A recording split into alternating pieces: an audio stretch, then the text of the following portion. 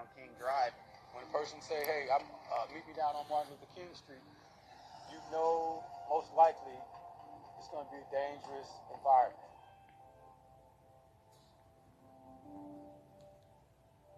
As we stand here today, we're half a century away from the time that Martin Luther King came to Chicago to desegregate Chicago, and we face a lot of the same challenges today. But I want to remind you today that we are not free in Chicago. In New York. He came in to talk about the ghettos that we were living in. He came and he lived on the west side of Chicago to demonstrate his commitment to breaking that cycle of poverty that had been ensconced and entrenched in Chicago. You see a very short summary of the Black experience as you travel King Drive in Chicago. You'll see a progression of depression. We helped create another organization called Southside Critical Mass. That ride starts here at Cole Park on King Drive. When we started that ride, there were people who said, oh, y'all gonna meet at night? On the south side? On the south side and ride bikes? I mean, there were people who were fearful. We know our neighborhoods are safer than the perception and the narrative tells us they are. It doesn't mean we're naive about violence in our neighborhoods. We ride to reduce violence.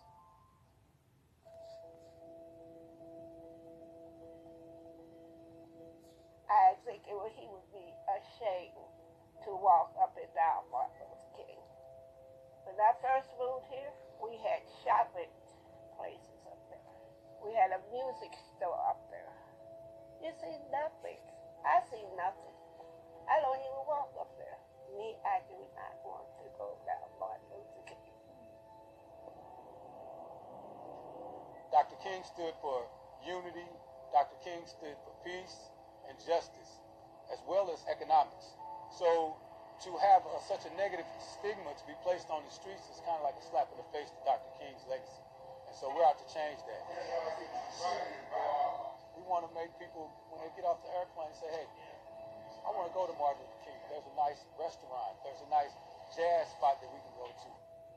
I would love to walk up to that court and see a statue of Martin Luther King. I'm 85 years old, be soon 86.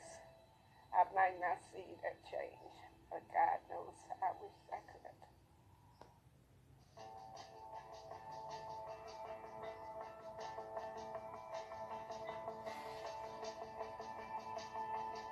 The MLK Boulevard starts down around Bay Street or around the river, and traveling south, you'll see from the river coming back very nice bustling businesses and cultural spots as you come up.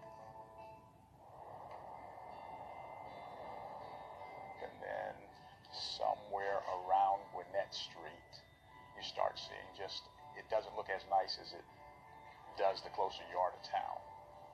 Several neighborhoods, there are some housing projects up that way. I think people do feel that there's an economic divide there. You see a lot more construction, a lot more investment in the northern part than you do in the southern part. It was once a thriving street.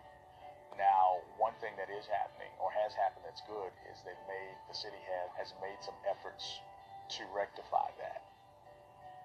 Just to have the street and to see the name should spark something within all of us. He fought for great things, and if we find it in a depressed area, then it reminds us that there's a long way to go.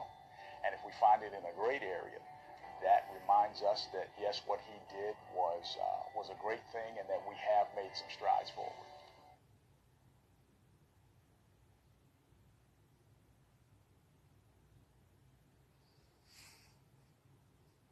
Found about half of Americans think racism is a big problem, one that doesn't seem to be getting better. 2/3 said racial tensions in the United States had increased over the last decade. More than half of blacks said they had experienced some form of racial discrimination in their lifetimes, from being denied a job to fearing for their lives. About 1/3 of whites and Hispanics reported similar experiences. Blacks and Hispanics were also far more likely than whites to say that they had been unfairly treated in the last month in a public place, such as a restaurant or in a store, because of their race. Segregation is still a reality as well, at work and at home.